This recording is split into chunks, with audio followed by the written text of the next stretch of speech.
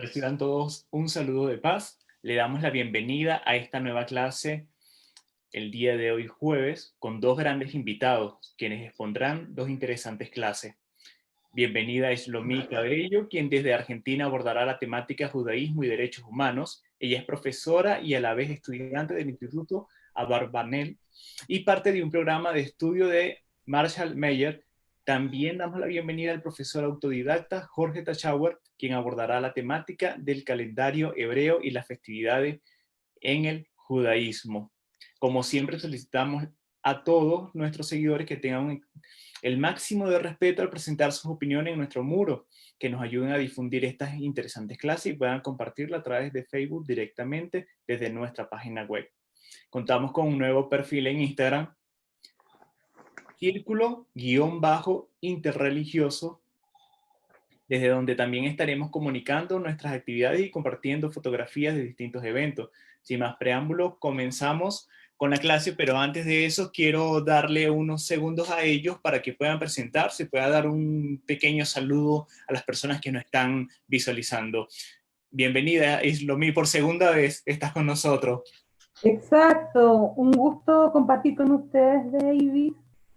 En verdad, bueno, es grato encontrar momentos y espacios donde se pueda hablar en paz y se pueda hablar de cosas lindas también y de cosas que elevan el alma, porque en verdad estamos en tiempos que son complejos, que son de muchos desafíos, de crisis, pero es bueno tener estos espacios, así que muy agradecida de ser invitada y ser incluida en esto. Gracias a Muchas ti, gracias. Eslomi, por aceptar esta invitación. También le damos el espacio a Jorge Tachauer para que nos salude y además de eso él va a comenzar con la clase del día de hoy que va a ser con respecto del calendario hebreo, ya que hemos tenido algunas dudas con respecto al calendario que estamos manejando nosotros acá en América. Manejamos una fecha, estamos en el 2020, pero como es en algunos países se maneja otro tipo de calendarios, como en el caso de Asia, que tiene el calendario chino, pero también está el calendario de Israel, que tiene otra fórmula de formular los días, los meses, los años. Entonces vamos con el amigo Jorge para que nos comente con respecto a eso y así aproveche para saludarnos a todos. Bienvenido, Jorge. Gracias, David. Un gusto compartir con Shlomit y con todo el equipo. Bueno, es un placer estar aquí. El tema del calendario hebreo de las festividades es bastante largo. No es tan complicado como parece, pero el título del tema del que yo voy a hablar es el calendario hebreo y las festividades. Creo que me voy a quedar en el puro calendario hebreo y quizás toque un par de meses con sus festividades porque es relativamente largo. Es cierto, en distintos pueblos, distintas civilizaciones y distintas culturas, incluso hoy, eh, usan otra forma de contabilizar los días y las eras. También existe la era musulmana, también existía la era, los chinos tienen un calendario tradicional, además del civil. En Israel también hay un calendario civil, que es el gregoriano, y otro religioso. Bien, por ejemplo, sucede que hoy día, que es jueves 9 de julio del 2020, corresponde al 17 de Tamuz del 5780. Y así hay muchos casos que en principio llaman la atención. El primer mes del calendario hebreo, como ustedes lo pueden ver en ese pequeño diagrama que hice, el primer mes, llamémoslo entre comillas, del año civil, es el mes de Nisan. Y ese mes de Nisan es se supone que el día 1 es el del mes de Nisan del año civil. El día 1 contaba como para contar el reinado de los reyes, cuando había reyes allá en Israel, en la antigüedad, ¿ya? Después hay otro año nuevo, que es el primero de Elul, que era el año nuevo para empezar a dar los diezmos de animales. También estaba el 15 de Shabbat, que es el año nuevo de los árboles, y el primero de Tishrei, que es el aniversario de la creación del mundo. Por eso el año nuevo judío, el Rosh Hashanah, se celebra el primero de Tishrei, que equivale, que se canonizó el calendario más o menos en el 359 por un rabino y erudito 359 de la era actual, por un rabino y erudito llamado Hillel II, porque había otro anterior, algunos siglos antes. Según la tradición judía, el domingo 7 de octubre del año 3760, antes de la era actual, equivale al primero del mes de Tishrei del año 1. Por lo tanto, al 2020 hay que sumarle 3760 años y tenemos los 5780 años transcurridos en la era judía, según el calendario judío.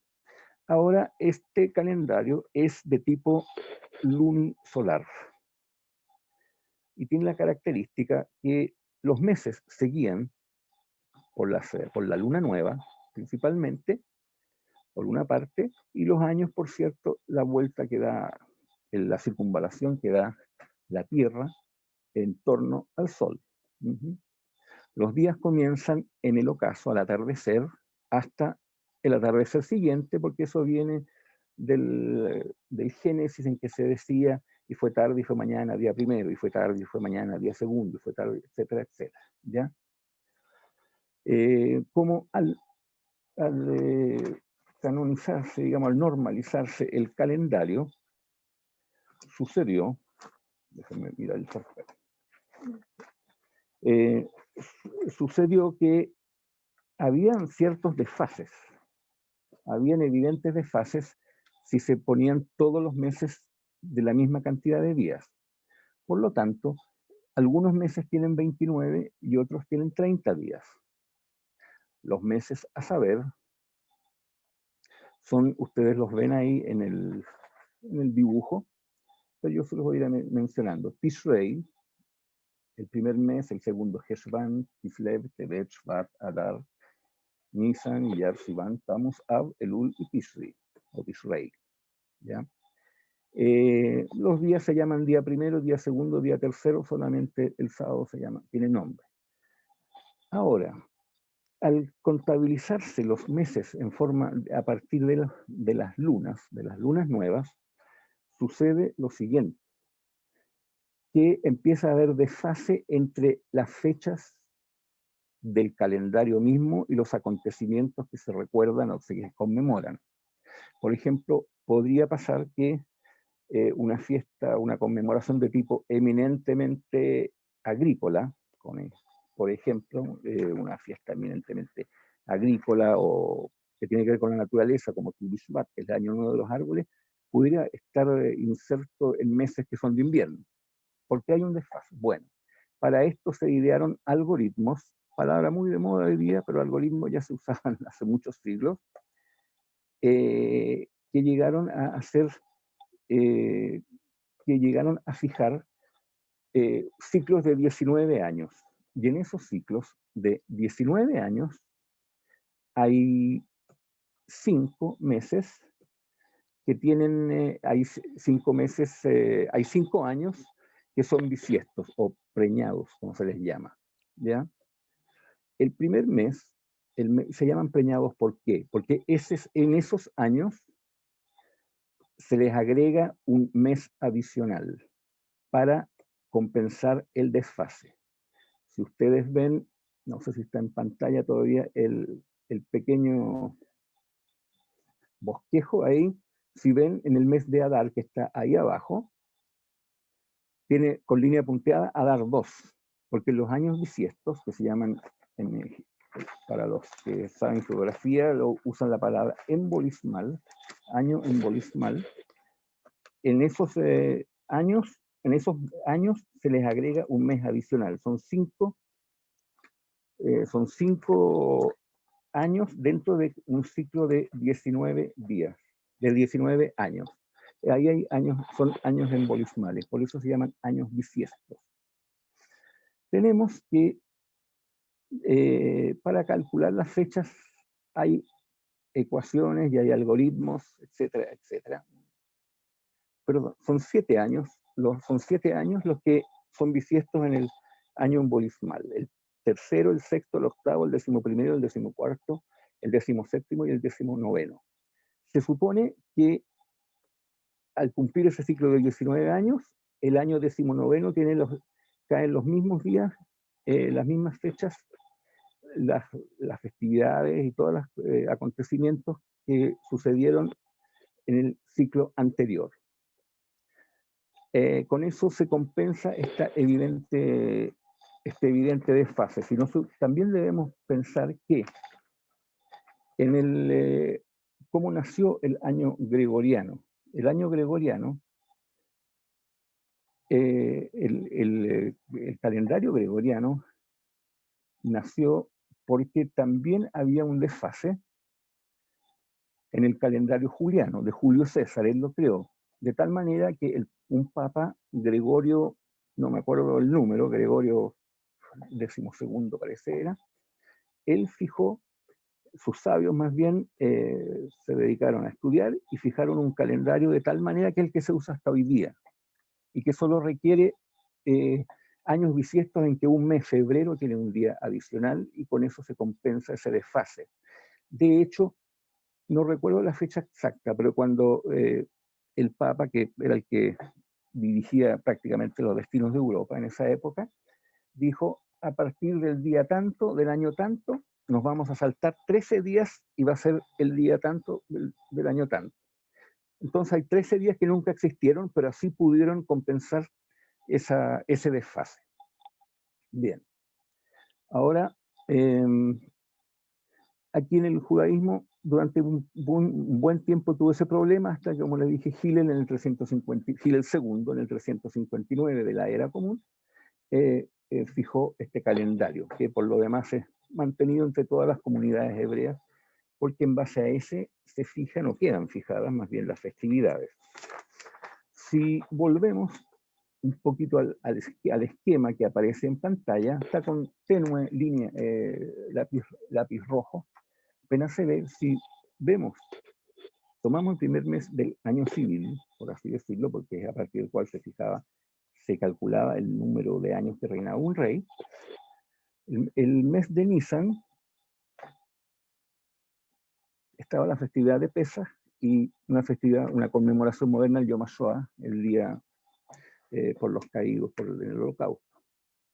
Después está el mes de Iyar, que tiene la fiesta del Lag BaOmer, que viene de la época agrícola y también de la época post-bíblica, inmediatamente post-bíblica, más algunas conmemoraciones de días de tipo moderno, como ser el día del recuerdo por los caídos. Después viene el mes de Sivan, donde está la fiesta de Shavuot, con la entrega de la Torá. Después el de Tammuz. Después el de Av. El mes de Av tiene la principal conmemoración el 9 de Av, y se supone el 9 de Av se destruyó el primer templo por los asirios, se destruyó el segundo templo por los romanos. En la víspera del 9 de Av, un día antes, fue la expulsión de los judíos de España, y al día siguiente partió Cristóbal Colón a América. En el Elul no hay conmemoraciones. En Tishrei está el primer mes del año religioso. Está Rosh Hashanah, el año nuevo, 10 días después Yom Kippur. Después viene Simchat Torah, la alegría de la Torah, que se termina de leer la Torah y se vuelve a empezar. Y después viene Sukkot, la fiesta de las cabañas. Después viene el mes de Jeshuván, que a veces se llama Mar Jeshuván, porque Mar significa amargo en hebreo, porque ese mes no tiene conmemoración o festividades. Después viene el mes de Kislev, que contiene la conmemoración de Hanukkah, que se recuerda el milagro del aceite, que duró 8 días, habiendo aceite para uno. Tebet tampoco tiene festividades grandes. Después el mes de Shvat, que tiene la fiesta de Tu B'Shvat. Tu significa 15 de Shvat, es la fiesta de los árboles de la naturaleza. Y el mes de Adar, que tiene la fiesta de Purim, sobre la historia de los judíos en Persia. Y después de Adar, durante 7 años del ciclo de 19, tenemos Adar segundo, adicional, para que, digamos, no quede, para que pueda seguir funcionando el calendario. Algunos meses tienen 30 días, otros tienen 29, y algunos tienen 29 o 30 según si es o no bisiesto. Lo que sí es que el primero de cada mes, cuando el mes que termina tiene 29 días, o si el primero de cada mes que tiene 30 días y el último de cada mes que tiene 30 días y el primero del mes siguiente, son Rosh Hodesh, es decir, hay una conmemoración especial con oraciones y plegarias especiales por ser el primer día del mes. Se considera como primer día del mes el 30º del mes anterior también, ¿ya? Eso en líneas muy generales. Ahora vamos a ver algo del primer mes del año religioso, y de ahí vamos, que fue el año de la creación del mundo.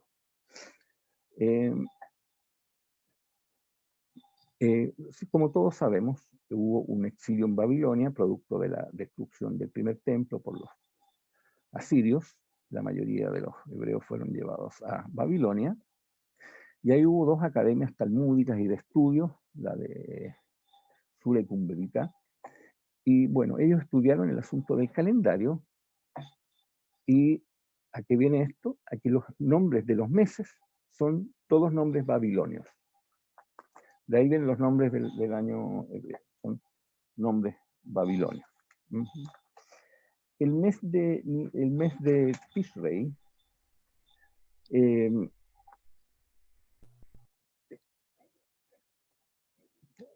se los asocia, no solo el mes de Tishrei, también de una época un poco posterior, más cercana a la Edad Media, proviene también el estudio de los astros, de las estrellas y el comienzo de la astrología. De hecho, los primeros astrólogos vienen de Caldea y de Egipto, ¿ya?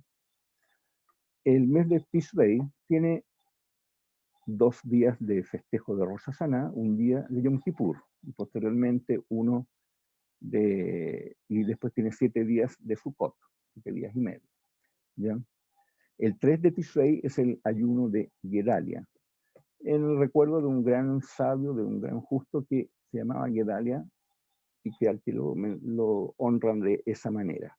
Entre Rosh Hashanah, el Año Nuevo, y Yom Kippur, el Día del Perdón, están los 10 días en que la persona puede arrepentirse de todo lo que ha hecho, porque en Rosh Hashanah se abre el libro de los que van a vivir, el libro de la vida, y de la muerte, de los que van a vivir o morir el año que viene, y Yom Kippur se cierra. En esos 10 días está el tiempo para que los más religiosos se arrepientan de lo que han hecho.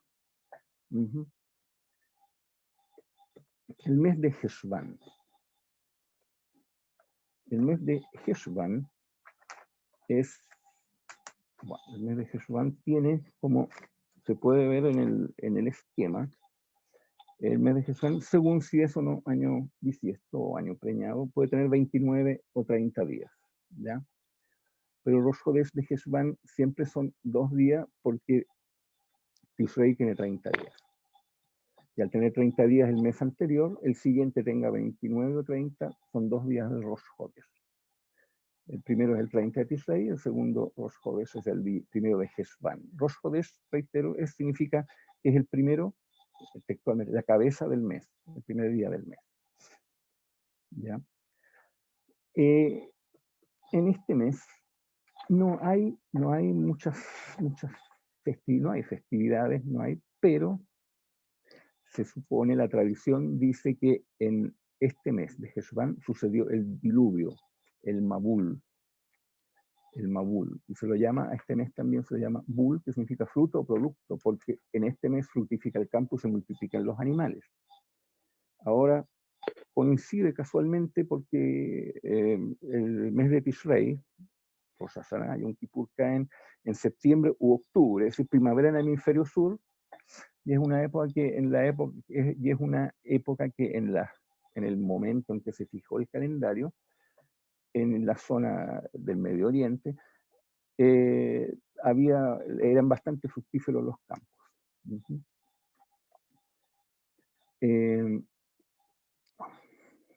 Otra explicación también dice que puede ser, la traducción de mar podría ser gota de agua, porque en este mes el mundo recibió una cantidad de agua muy grande, el diluvio.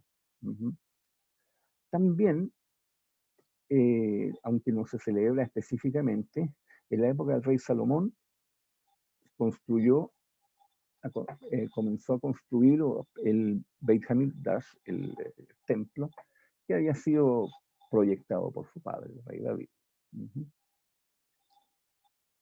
También en Heshvan murió Raquel, la matriarca. y el lugar de su entierro se conoce por tradición.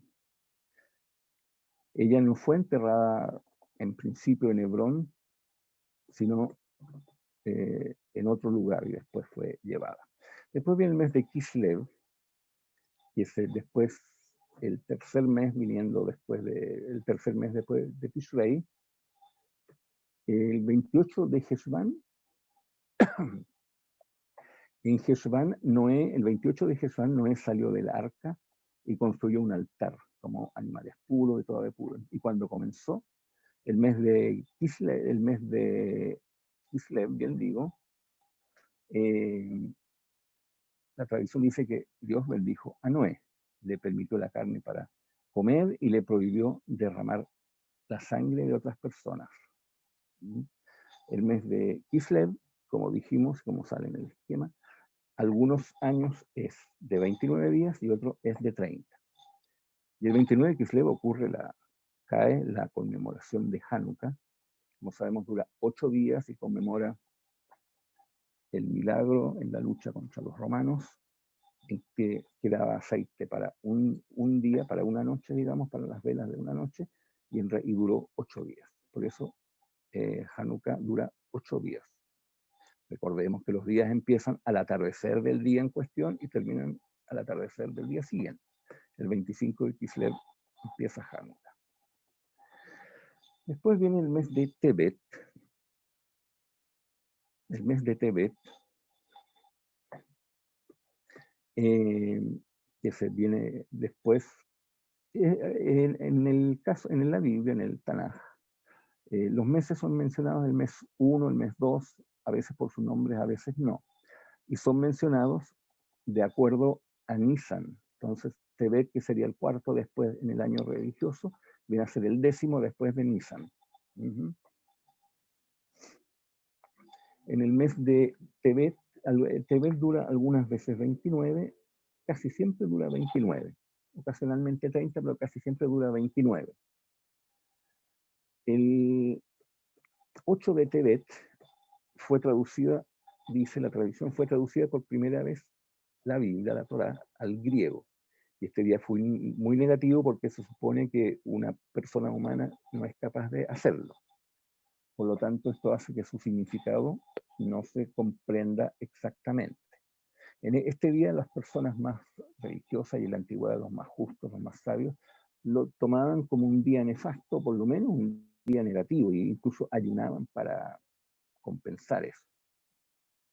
El 9 de Tebet fallecieron también los profetas Esdra y Nehemia, que tienen un libro propio en la Biblia, corto. Ellos fueron los que trajeron a los judíos desde Babel, de Babilonia, hacia la tierra de Israel, y animaron a la gente y a los gobernantes a construir el segundo templo. Y el 10 de Tebet también el rey Nabucodonosor, el rey de Babilonia, sitió la ciudad de Jerusalén durante 3 años, que posteriormente en Tamuz empezó a romper ya las murallas del templo. También en Tebet, el 23 de Tebet, los judíos de Portugal fueron desterrados, echados y desterrados.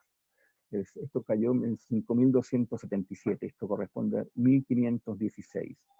Los que no se quisieron convertir fueron quemados y otros fueron expulsados. En este mes fuera de Hanukkah no hay conmemoraciones grandes. Si ponemos a analizar, hay conmemoraciones de tipo universal en el mundo judío, y también hay otras que son de determinados lugares, de acuerdo a la costumbre, pero de determinados lugares, por ejemplo, la salvación de alguna peste, la salvación de alguna expulsión, o alguna cosa de esa índole. Después viene el mes de Shvat. El mes de Shvat es un mes que tiene tiene la principal fiesta, es Tu Bishvat, el 15, que dijimos que era el año nuevo de los árboles. Se hacen fiestas de los campos, se miran las cosechas, los primeros frutos de las cosechas, etc. Pero El símbolo de este mes es un balde. ¿Por qué? Porque en este mes, en el país agrícola de la tierra de Israel de la antigüedad, llovía bastante y los pozos se llenaban, los manantiales también, las albercas, y todo eso estaba bastante lleno de agua. También dice la tradición que el primero de Shvat, Moisés, escribió el quinto libro, el Deuteronomio, que en hebreo se llama Devarim, que significa palabras o cosas, y que además es un libro que recopila mucho de lo que dicen los libros anteriores, casi como un resumen, agregando algunos detalles y algunas cosas nuevas. ¿Bien? Es decir, para algunos, si el 6 del mes de Sivan, en que se recibió la Torá en el monte Sinaí, Shavuot, este primero del mes en que Moisés escribió el libro, el quinto libro, el Devarim, o sea, el Deuteronomio, están casi al mismo nivel de importancia.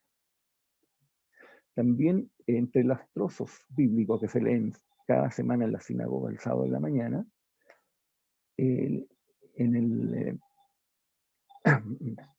el mes de Shabbat se lee el Shabbat, es un Shabbat Shira, porque Shira viene de canto, de poema, está el canto de Miriam. Es uno de los 4 o 5 cantos que figuran expresamente como tales en la Biblia. ¿Ya? Y es un cántico también de alabanza en que se agradece a Dios por haber salvado al pueblo, a las tribus, de hundirse en el Mar Rojo. También, bueno, reiteramos, es un día especial porque es el año nuevo de los árboles, porque ya cayeron la mayoría de las lluvias, en este momento empiezan a crecer los frutos, empiezan a fructificar los árboles, las plantas, hay una renovación, es un mes como muy de esperanza. Se come fruta en lo posible, también, especialmente aquellas que dice la Biblia que había en la tierra de Israel, trigo, cebada, viñas, higueras, granados, olivos y miel. Pero en general se come la fruta que haya en el país donde está uno, por supuesto. También se plantan árboles, se reforesta, y eso en todo el mundo, donde hay comunidades judías, se acostumbra a plantar árboles. Que no es una fiesta muy familiar, muy con niños, con adultos, con viejos, se suele pasar bastante tiempo. La Torá prohíbe que en una guerra contra otro pueblo, sea cual sea, se destruyan los árboles frutales, ya que el hombre es como un árbol del campo. Eso dice el Deuteronomio. Y también se comparan, hay poemas con alegorías o metáforas que comparan la dulzura para el alma de la Torá con la dulzura y el aroma de las frutas. Después viene el mes de Adar, pero antes quiero preguntarle a Davis si me ha alargado mucho o no, porque material hay para otra sesión también. No, vamos bien. Todavía quedamos Sí, tiempo para ver algunos meses y sí, avísame, por favor, avísame con toda confianza. ¿Ya? Sí, sí, claro que sí. Okay. Bueno, el mes de Adar, que viene a ser el sexto a contar del año nuevo religioso, que es el Tishrei, tiene algunas características como todos. La gran característica es cuando se trata de un año embolismal y hay que agregar un mes completo adicional, se agrega un segundo Adar. ¿Ya? Tiene varias fechas, por ejemplo, el día que se supone que el 7 de Adar nació Moisés y que falleció también un 7 de Adar a los 120 años exactos de edad. A partir de la muerte de Moisés a los 120 años, todos los personajes bíblicos mueren a edades razonables, no a 969 años como Matusalén, a 600 y tanto como no sé quién, o son padres a los 99 años como Abraham, no. Empiezan a morir a edades más comprensibles para nosotros, por lo cual es un día muy significativo. En algunas comunidades incluso ayunan, hacen plegarias, etc. También viene la fiesta de Purim, pero antes de esta, en el Shabbat anterior a Purim, se llama Shabbat, recibe el nombre de Zahor, es decir, del recuerdo, porque para recordar a Amalek, es decir, a todos los que han querido matar al pueblo judío, y el Amalek, por excelencia, Amalek viene de los amalequitas, de ahí la tribu de Amalek son los amalequitas, pero el 13 de Adar es el ayuno de Esther, porque el 14 es la fiesta de Purim en todo Israel y en toda la diáspora. Hay un ayuno porque se recuerda que es el día anterior a un decreto de exterminio. Y el 14 es el día que había sido elegido por Amán, el malvado ministro del rey Ahasverosh, Asuero, identificado con Jerjes, con uno de los Jerjes, para exterminar a todos los Yehudim de su reino. Y es el día que fueron salvados. Es una fiesta de mucha alegría, de mucha fiesta, de disfraces, etc. Y cuando se menciona en el texto bíblico a Amán, se mete ruido para que no se escuche su nombre. También hay otras fiestas menores, por ejemplo, el Shabbat para el penúltimo Shabbat, sábado de Adar, ahí se llama Shabbat para significa vaca, porque junto a la porción semanal se lee un párrafo referido a la vaca roja. Esto me es una explicación más detallada que por hoy día me la voy a saltar, pero con las cenizas de esta se purificaba a los impuros.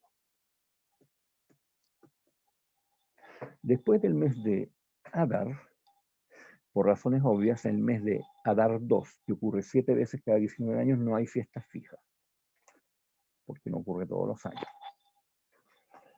Después viene, siempre reitero, contando desde el primer mes del año religioso, viene el mes de Nisan. La fecha más importante de Nisan es el 15 de Nisan, que corresponde a la salida de Egipto, a Pesaj, lo que se llama la Pascua judía, pero que también en otras religiones es conmemorada con otras, digamos, con otras visiones, pero de ahí viene el nombre de Pascua. Se le puede llamar el mes principal de los meses, justamente por esto, también el mes de la primavera, porque en la tierra de Israel y en general hacia el hemisferio norte, no tan al norte, pero en el hemisferio norte, el tiempo florece la primavera. El mes de Nisan, en cambio aquí, donde nosotros, el mes de Nisan viene a ser ya como en entrado el otoño en el hemisferio sur, o por lo menos en Chile. Y tiene también el nombre babilonio de Nisan. Algunos lo tratan de relacionar con Nitzan, una flor llamada Florencia, pero son elucubraciones. En esta fiesta de Pesaj que se conmemora, que es una semana, no se come el pan normal con levadura, sino se come la matzá, que es un pan que no puede durar, un pan sin levadura que debe prepararse en forma muy rigurosa, no más de 18 minutos, porque es el pan que no alcanzaron a leudar las tribus hebreas y sus acompañantes de otros pueblos cuando salieron rápidamente de Egipto en el éxodo. También en esa época se sacrificaban, en la época antigua me refiero, se sacrificaban corderos y cosas así, ¿ya? El mes de Nisan siempre es de 30 días y tiene un Rosh Hodesh. Ahora en el mes de Nisan,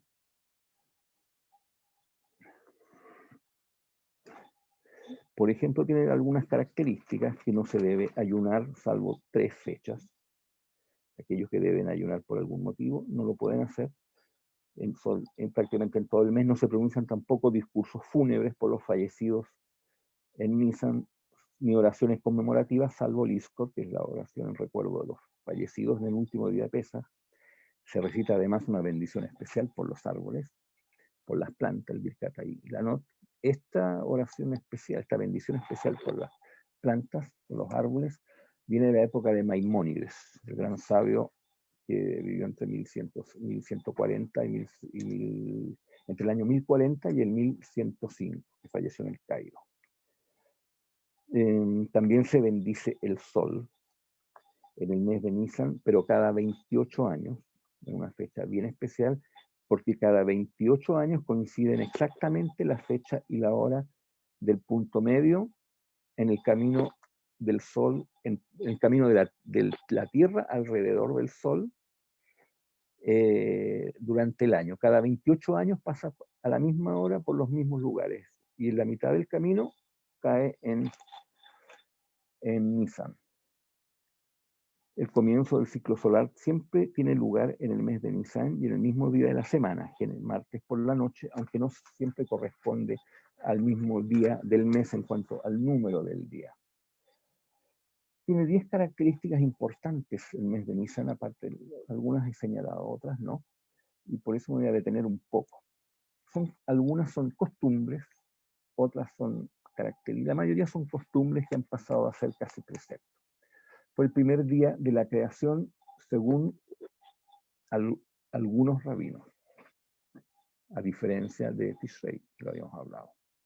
Fue el primer día de la consagración del altar de las ofrendas del tabernáculo, cuando Nachshon ben Aminadab trajo su ofrenda. Nachshon ben Aminadab fue la primera persona que se metió al Mar Rojo cuando Moisés dijo, aquí vamos a avanzar, porque Dios nos va a ayudar. Nachshon fue el primero que entró, porque tuvo confianza. También todo esto el primero de Nisan. El primero de Nisan fue el día en que Aarón comenzó su servicio como Cohen. Es decir, como sacerdote, la labor que antes ejecutaban los primogénitos. Por ende, también fue el día en que comenzó el servicio divino público, con ofrendas de la gente, etc. También fue el primer día en que el fuego divino descendió desde los cielos al altar de los holocaustos. Fue el primer día en que la ingesta de los sacrificios se hizo dentro de determinados límites de santidad. Que se podían comer lo que se sacrificaba, los animales que se sacrificaban, pero con ciertas formalidades de lugar y ocasión. También, según dice Éxodo 25:8, fue el primer día en que la divina presencia, la Shejina, moró entre el pueblo. También fue el primer día en que los Kohanim bendijeron al pueblo con la bendición sacerdotal especial que aparece en Levítico, en Vayikra 9:22. También fue el primer día en que se prohibió el uso de altares transitorios porque ya estaba construido el templo. Y finalmente fue el primer día de los primeros meses en que se entregaron y enseñaron a Moisés 8 secciones especiales de la Torá, las relativas a los Kohanim, los sacerdotes, a la menorá, el candelabro, de 7 brazos, la vaca roja, etc. Los años de los reinados de los reyes, ya lo mencionamos, se contaban a partir del 1 de Nisan. Incluso si el rey subía al trono en Adar, es decir, menos de un mes antes, al llegar a Nisan se consideraba que ya había reinado un año. También las festividades que ocurren este mes, Pesaj, la que, como dijimos, conmemora el Éxodo, es la primera de las 3 fiestas de peregrinación junto a Sukkot, la fiesta de las cabañas, y Shavuot, la fiesta de la entrega de la Torá. También para el 1 de Nisan marca el comienzo del año, como dijimos, referente al cómputo de los meses, pero no de los años. Con Rosh Hashanah empieza a contar el año, el 1 de Tishrei, y con Nisan se comienza a computar los meses. También, para el año embolismal, es decir, para el año de 13 meses, si el Bet Din, el tribunal religioso, quería agregar en la antigüedad un mes adicional de Adar para el año siguiente, porque lo necesitaba, debía hacerlo antes del 1 de Nisan, después ya no era válido. Y finalmente, todas las ofrendas comunales traídas al templo luego del 1 de Nisan debían ser adquiridas a través de los shekalim recolectados ese año, y no de lo que hubiera quedado del anterior, de las ofrendas al templo. Creo que por ahí podemos suspender, Davis. Sí, claro que sí. Dime tú. Sí, porque llevamos, para que también Shlomi pueda hablar y explicar lo que ella nos va a explicar de forma tranquila. Muchas gracias por la atención y por la paciencia. No, gracias a ti, Jorge, de verdad, por este tema tan interesante.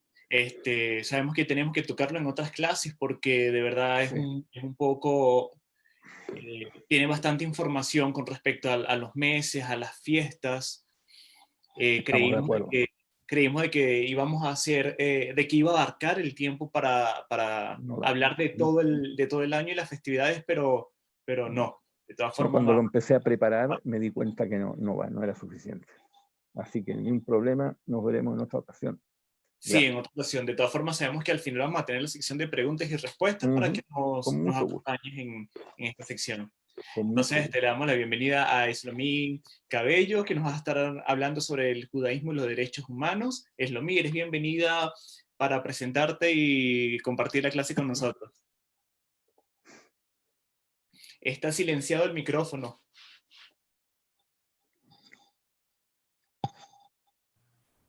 Allí sí es. Hola, Davis. Jorge, felicitaciones. Muy enriquecedora tu charla y Cola acabó. Bueno, también quiero saludar al pueblo argentino que hoy día están de aniversario de independencia, el país donde estoy viviendo ahora. Así es que, bueno, primero que todo quiero hablar de la memoria judía. La memoria judía se construye a partir de episodios de luz y dolor. Por un lado tenemos la amargura de la esclavitud y por otro tenemos la conquista de la libertad. En nuestra historia se entremezclan periodos de triunfo, de conquistas, de logros, con persecuciones, expulsiones. O sea, ¿quién más que el pueblo judío sabe lo que es ser minoría, lo que es ser minoría en la diáspora? Entonces, de aquí podemos desprender que un rasgo esencial en la ética judía es empatizar con el dolor ajeno, perseguir la justicia. Entonces, bajo ese contexto, nuestras fuentes, por ejemplo, como la Mishnah, son bien claras. Hay un término que habla del tikkun olam, una palabra que significa reparar el mundo. O sea, nosotros, el pueblo de Israel, el pueblo judío, tiene como misión ser luz para las naciones. Y esta luz para las naciones, ¿qué implica? Implica aplicar valores morales éticos como nuestra mejor contribución a reparar el mundo. ¿Y cómo lo hacemos? A través de actos de bondad, de justicia social, de amor al prójimo y cuidado de la creación de Dios. La próxima diapositiva, por favor. Bueno, uno de los, en la Torá, en el libro de Barim, Deuteronomio, está este principio de Ubahartá Bahaim, y elegirás la vida. Esto acá nos demuestra a través de una derachá que hizo el rabino David Arias de Israel. En esta derachá hablamos del concepto de pikuah nefesh, de la preservación de la vida, porque para el judaísmo es tan importante la vida humana que, por ejemplo, este concepto nos insta a que nosotros, por ejemplo, no tenemos que morir por el cumplimiento de los preceptos, por el cumplimiento de la ley judía. Entonces, es un concepto desarrollado desde tiempos muy antiguos, por medio del cual se puede romper casi cualquier prohibición o cualquier norma de halajá, en caso de que una vida corra peligro. Por ejemplo, encender fuego en Shabbat o incluso comer algún alimento prohibido. Si ese alimento nos salva la vida, estamos prácticamente obligados a comerlo. Por ejemplo, en la Shoah sucedió mucho que muchos judíos fueron obligados porque no había otro alimento. Los nazis, obviamente quizás, muy probablemente a propósito, les daban carne de cerdo, que es un alimento prohibido. Pero para preservar la vida en ese momento, si no hay otra opción de comida, tienes que hacerlo. Bueno, otro principio que después se deriva, bueno, en la antigüedad se escribieron muchos códigos, o sea, pero dentro de la Torá nosotros vemos que cuando en el Bereshit, en Génesis, en el libro de Génesis, entonces dijo Dios al hombre, hagamos al hombre a nuestra imagen, conforme a nuestra semejanza. De aquí derivamos que se deriva el principio de que todos los seres humanos, independientes de nuestra raza, nuestra condición social, económica o religiosa, somos iguales. El principio de igualdad. De acuerdo en el Tratado de Sanedrín del Talmud de Babilonia, de acuerdo con la interpretación común o clásica de la tradición oral hebrea, el hecho de que Dios creara a un solo hombre tenía por fin demostrarnos que todos los hombres son hermanos, y para que nadie pudiera decir a otro, mi padre era superior al tuyo. Por favor, la próxima. Otra evidencia, por ejemplo, del principio de igualdad en la Torá se expresa, por ejemplo, en la celebración del Año Nuevo Judío, Rosh Hashanah, que muy bien lo explicó Jorge, y ese día corresponde con la creación del hombre. El hombre como género y especie, no como raza. Hombre como conjunto y no como individuo. El Año Nuevo Judío celebra el día en que fue creada la humanidad como una sola entidad y no como un grupo determinado. Este principio marcó sin duda un hito en el desarrollo de la sociedad, de la Declaración Universal de los Derechos Humanos. No es simple materialización de pensamientos e ideas novedosas que procuraron responder a una realidad histórica hasta entonces desigual, sino más bien el clímax de un proceso de adaptación normativo que por fin dio frutos. ¿Qué pasa en la próxima, por favor? Y de aquí derivamos otro concepto importante que está en la Torá, que es el concepto de justicia. Justicia perseguirás. Muchos sabios las interpretan este principio también como verdad perseguirás. Esto es muy importante porque aquí se esboza lo que nosotros conocemos en las leyes de los países, de los distintos pueblos, como el principio de igualdad ante la ley. La próxima, por favor. Entonces, justicia perseguirás. También en Levítico encontramos, no harás injusticia en el juicio. No favorecerás al pobre, ni complacerás al rico, sino que con justicia juzgarás a tu prójimo. Bueno, a partir de todas las ideas expuestas, entonces podemos ver que la Torá y la tradición judía esbozan muchos principios que hoy también están concretados, están escritos, están planteados en la Declaración Universal de los Derechos Humanos, que es la igualdad ante la ley de todos los seres humanos, el derecho a la justicia. También, por ejemplo, una de nuestras fuentes también proclive el derecho a la educación. Por ejemplo, Maimónides, ya en la época medieval, en Mishneh Torah, él habla de el acceso de los chicos a la educación judía y de la igualdad de acceso, y lo importante que es que los chicos recibieran educación. Gracias. La próxima. Bien. Ahora, en el siglo XX nos encontramos con dos figuras, dos rabinos muy importantes que se comprometieron con causas de los países en donde vivían.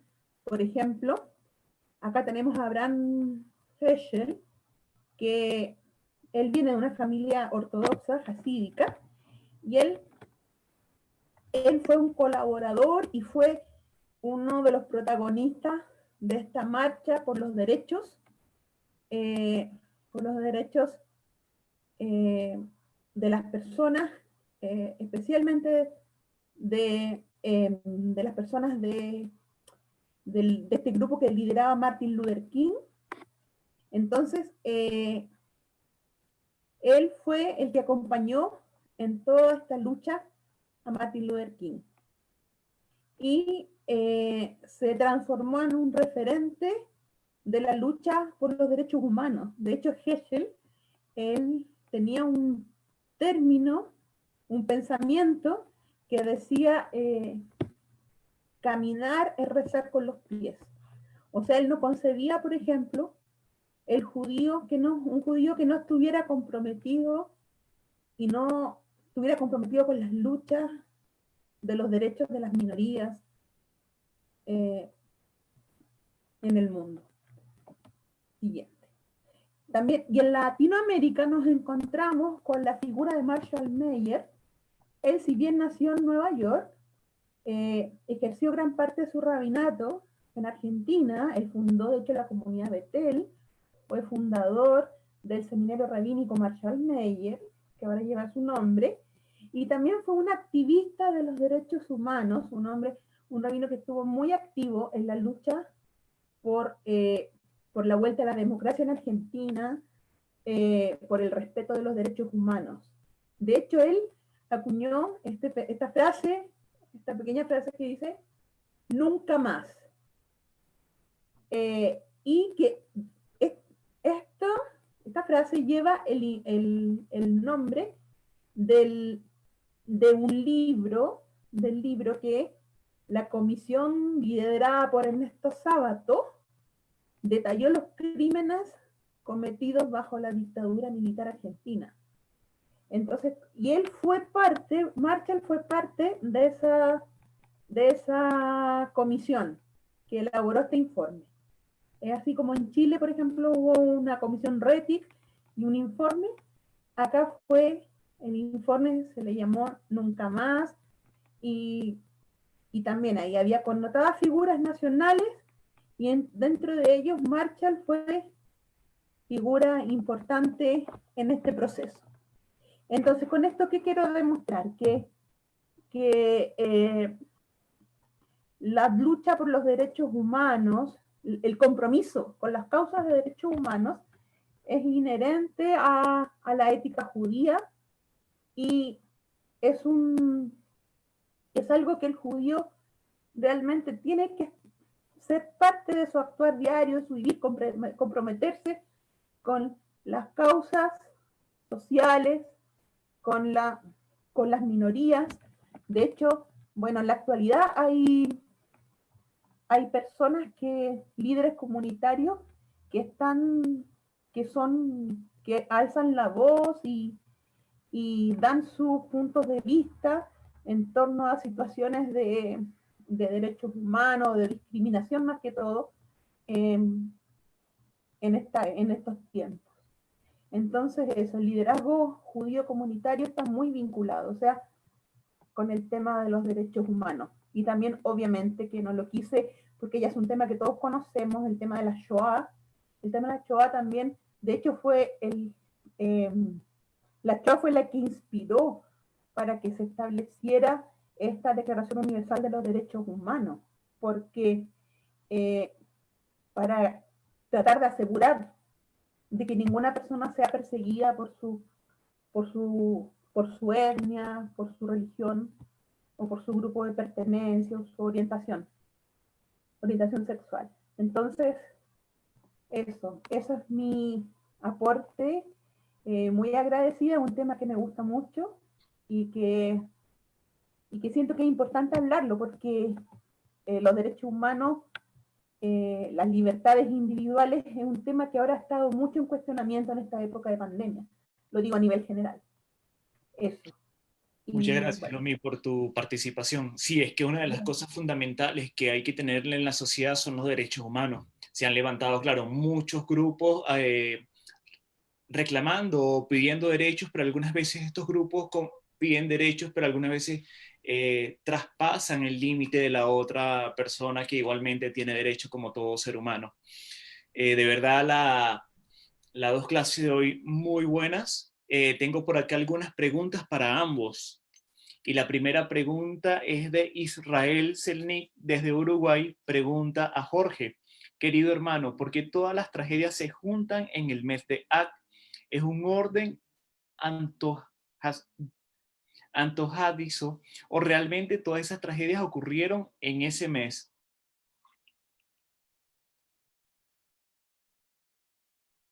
Está silenciado.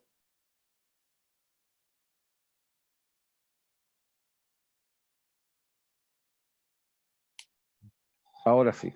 Ahora sí. Ya. En En realidad, realidad, mira, mira, aquí vamos a digamos,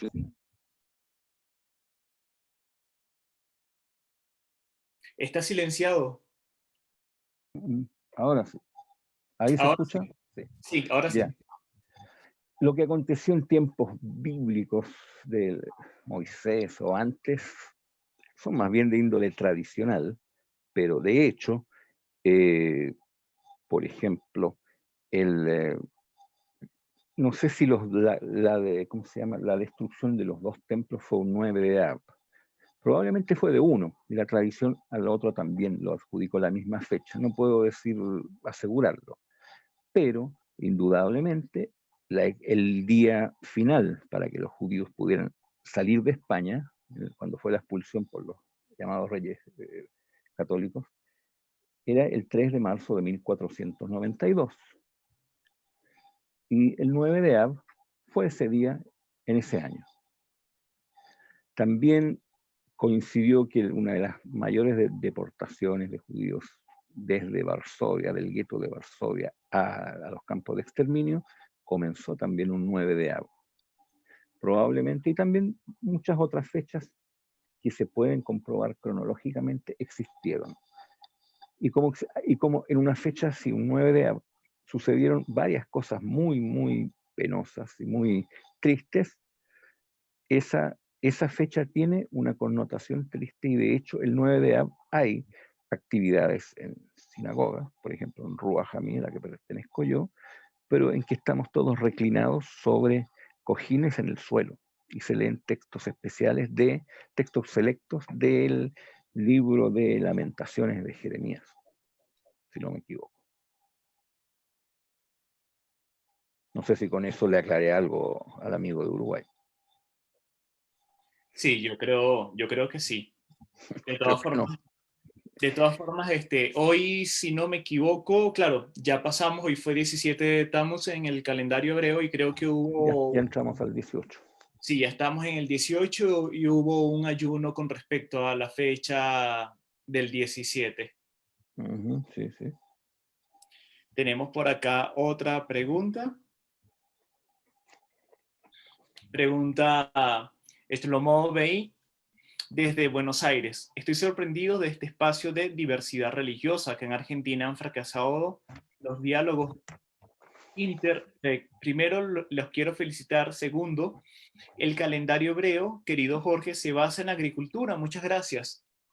Sí, principalmente se basa en la agricultura. Después, bueno, hubo que adaptar algunas a la vida un poco más moderna y contemporánea, y hay otras que recuerdan épocas agrícolas o que simplemente tienen más sentido, si se quiere, un sentido extra religioso en Israel, porque además coincide con el clima y con la época del año. Pero fuera de Israel, no. Algunas, o sea, indudablemente la mayoría provienen de acontecimientos religiosos. Y hasta me atrevería a decir que la mayoría de los calendarios, ya sea aztecas, mayas, chinos, islámicos, egipcios, antiguos, etc., babilonios, tienen una gran parte de su conformación basada en hechos regulares que ocurren todos los años, que son los hechos, las lluvias, las crecidas de los ríos, el florecimiento de las plantas, la cosecha, la siembra, etc.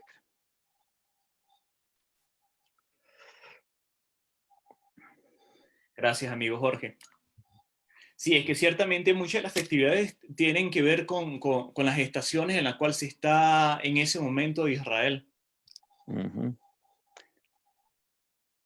Tenemos otra pregunta por acá. Jerka Gobrich dice, saludos a Jorge, y dice lo siguiente: excelente información, muchas gracias.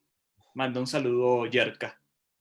Gracias. Ella es bastante asidua de los servicios religiosos telemáticos de Ruach HaMí, que son en directo. por el nombre. Sí. Bueno, gracias, Yerka, por participar en este círculo y estar muy pendiente de la información que publicamos. Israel Leiva también saluda a Jorge Tachauer y coloca lo siguiente: gracias por tu conocimiento. Gracias por escucharnos. Lo de Shlomit también fue muy interesante, muy interesante. Y lo que contó de Mayer, de Rabino Mayer y de Heschel especialmente, son un ejemplo. Totalmente, claro que sí. A propósito, si me permites, una pequeña cosa. La Declaración Universal de los Derechos Humanos data de 1948 aproximadamente, en el marco de las Naciones Unidas, quizá me equivoco en el año, pero el gran redactor de la misma fue un jurista judeo-francés, René Cassin, que recibió el premio Nobel un par de años después, por eso y porque además era un gran luchador por la paz. Gracias, Jorge, por tu aporte. ¿Ves? Es una información que es bienvenida. La incluiré en próximos momentos. Claro que sí. Tengo por acá Marta Hex. Saludo a Shlomi con mucho cariño y admiración por su buen manejo de tema. Pregunta: ¿todas las organizaciones judías están comprometidas con los derechos humanos? ¿Cómo podemos no caer política partidista? Me refiero a no darle un color político a la búsqueda de justicia. Gracias. Interesante tema, porque en verdad a veces se cruzan esos dos temas, la política y la política partidista, eso, porque en verdad todo lo que hacemos en la vida es política. Lo que hay que tener cuidado es con la política partidista, en términos, porque eso divide. Pero eso yo creo que es la forma en que los líderes comunitarios conduzcan el tema. Entonces, si el líder comunitario y si el grupo tiene las reglas claras, difícil que se pueda dar eso. Y en el fondo el liderazgo es clave, que sea un liderazgo de unión y no centrado en las diferencias y en las divisiones. Pero es un tema delicado y que hay que cuidarlo. Hay que cuidar de no hacerlo porque divide y al final no se genera el objetivo. Pero eso. Sí, es que además creo yo que los derechos humanos no corresponden a un partido político o a una ideología política, sino que tiene que ver parte de la sociedad. No, tendría que ser parte de la sociedad. Exacto. Muy bueno tu aporte, Davis, porque en verdad no es como esto trasciende, claro, lo político, religioso, todo. Es algo que debe estar incorporado en la estructura social. Claro. Sí, totalmente. Independiente de lo partidista, sí. Totalmente. Miriam Baserma dice o escribe lo siguiente: querido Jorge, muchas gracias por su clase. Espero que organicen nuevamente un taller más extenso de este tipo de clases. Mi pregunta es sencilla y vivo en Mendoza. Y esta es una tierra de muchas viñas. Y relacionado a eso, ¿por qué en el calendario hebreo siempre está presente las uvas o planta? ¿A qué se debe esto? Soy judía, pero no manejo todos los temas. Bueno, gracias por mirarnos y escucharnos, Miriam. Bueno, el vino, las viñas, fueron uno de los primeros productos agrícolas que cultivó el ser humano en distintos lugares. La mayor parte de las sociedades agrícolas nacieron a orillas de ríos. Y entre otras cosas siempre cultivaban también viñedos y fabricaban vino. Y el vino estuvo presente está presente de tiempos inmemoriales en las distintas festividades y conmemoraciones del ser humano en general. Yo no lo adscribiría exclusivamente al judaísmo, en muchas otras culturas. El vino representa en cierta forma la fertilidad del suelo, también representa un poco el trabajo del ser humano, porque los árboles no dan vino así solamente. Tampoco se siembran así, quizás las primeras viñas casualmente cayeron semillas, pero de ahí en adelante requieren trabajo, pero también ayudan a disfrutar, ayudan un poco a, si se bebe en exceso, embotan la mente. Yo creo que tienen que ver un poco con un sentimiento atávico del ser humano. Ahora, no olvidemos que en la fiesta de Purim, de la liberación de los judíos, que se evitó la matanza ordenada por un ministro del rey Ahasveros, ahí dice la misma Torá que la persona, que la gente al celebrar debe tomar tanto, debe beber tanto vino que ya no sepa si es Mordejai o si es Amán, si es judío o si es Amán, el ministro que quería y ordenó la matanza.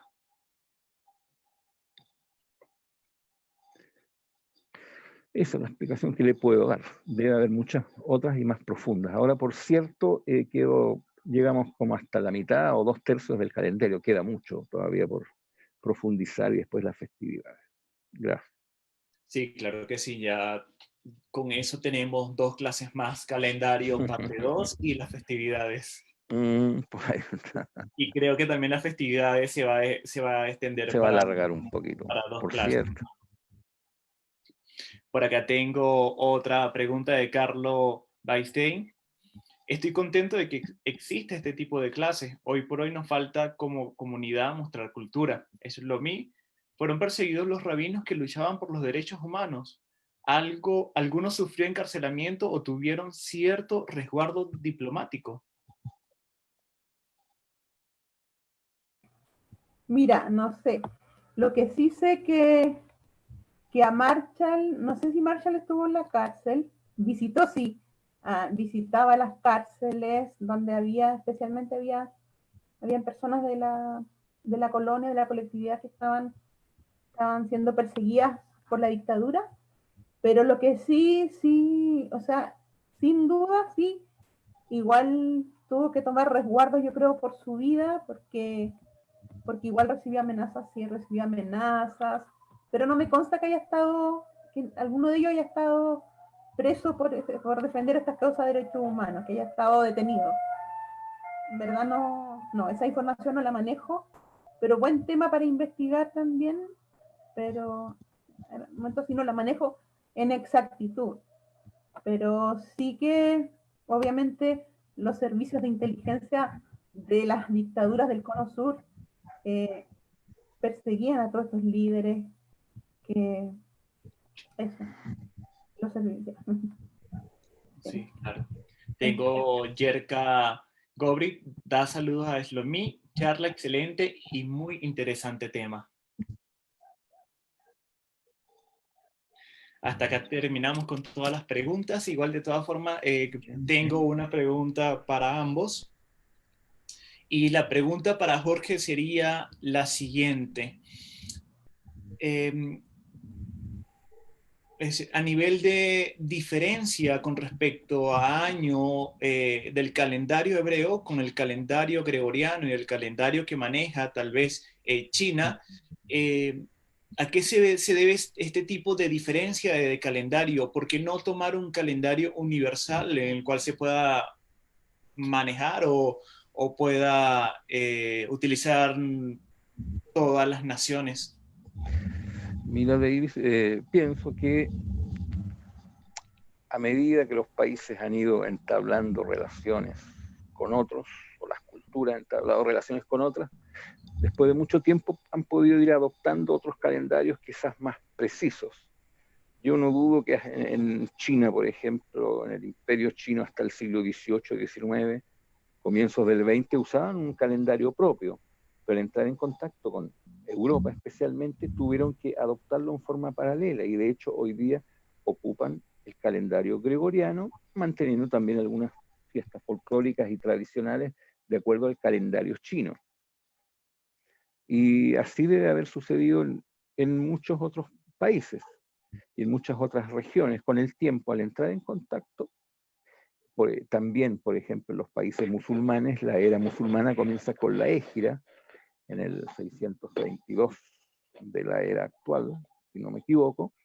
Ellos ahí empiezan. También en Irán, en Irán, tienen otro tipo de calendario, pero los usan en ambos lugares, usan el calendario de ellos a la par que el gregoriano, o el gregoriano a la par con el de ellos, porque ya no viven aislados. El Imperio Chino pudo darse el lujo de estar muchos siglos aislados y mirar como bárbaros al resto.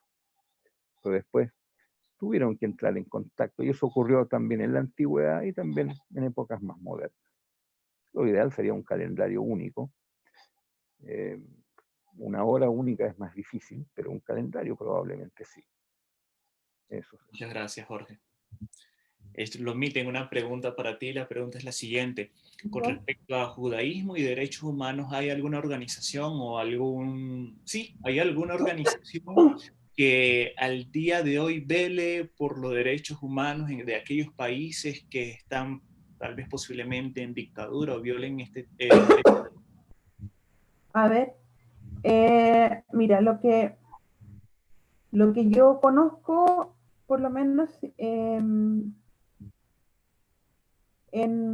Argentina hay organizaciones judías especialmente vinculadas al tema del respeto de la diversidad, de las minorías, de los derechos de las minorías sexuales, de los grupos LGTQ,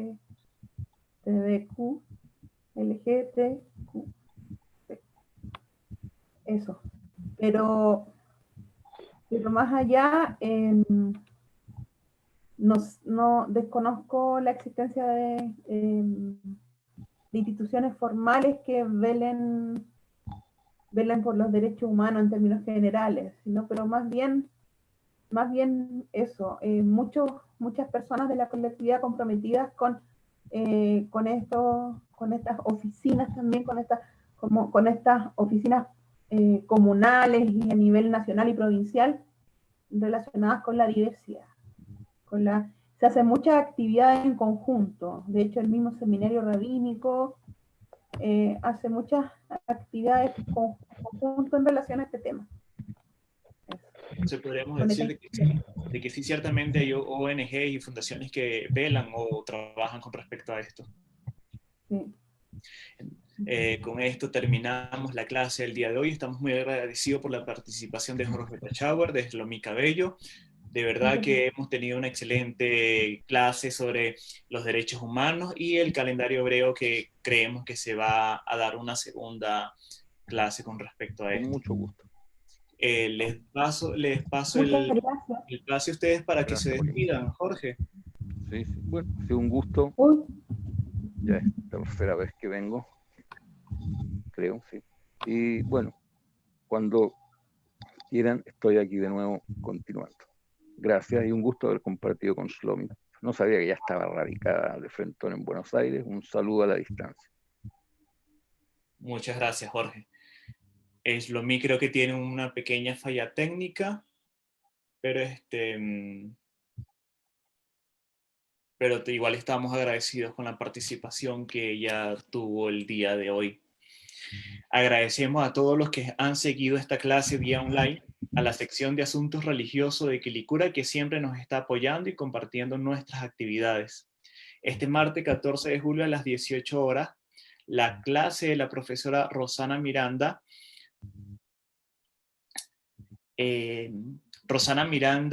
Osorno, de 1982, poeta mapuche, Huileche, profesora de Lengua Castellana y Comunicación de la Universidad de los Lagos, Chile, magíster en Literatura Hispanoamericana Contemporánea de la Universidad Austral. El año 2006 y 2008 obtuvo la beca para escritora del Consejo Nacional del Libro y la Lectura por el libro inédito Seducción de los Venenos e Invocación al Sulpán. Respectivamente, en el 2012 recibió el Premio Municipal de Literatura de Santiago por Sulpán del Aire Editores 1911. Ha publicado Las Tentaciones de Eva, Chile, 2003, Seducción de los Venenos, Long Ediciones, Chile, 2008, Zumpal de Aire Editores, Chile, 2011. Reeditado en el 2018 por Pehuen Editores, Chile, Copuqué Filú Pacariná Perú 2017 y Trebaco del Aire Editores Chile 2017. Recordamos a todos que pueden seguir nuestras clases a través de Facebook, YouTube y ahora a través de nuestra página en Instagram. Estaremos facilitando toda la información. Esta clase estará disponible esta noche en nuestro canal de YouTube. Paz y bendiciones a todos. Que tengan unas buenas noches y quedamos despedidos. Que tengan una despedida de paz. Chao, hasta luego.